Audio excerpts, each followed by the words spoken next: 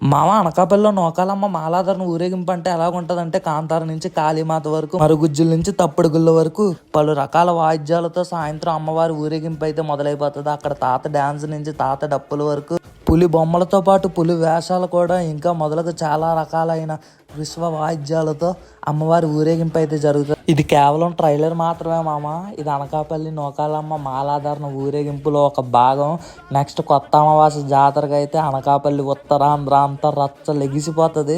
అమ్మవారి ఊరేగింపులో భాగంగా పలు రకాల భక్తులందరూ శూలాధారణ అయితే చేయడం అయితే జరిగింది. ఊరేగింపులో భాగంగా అమ్మవారిని అనకాపల్లి అంతా వాడంతా అయితే ఊరేగించడం జరుగుతుంటది. దాంతో పాటుగా కేరళ డ్రమ్స్, వివిధ రకాల వాయిద్యాలు, వివిధ రకాల నృత్యాలు, ఇంకా ఒక్కటేంటి ప్రతి ఒక్కటి కూడా ఇందులో అయితే పాలు పంచుకోవడం అయితే జరుగుతూ ఉంటుంది.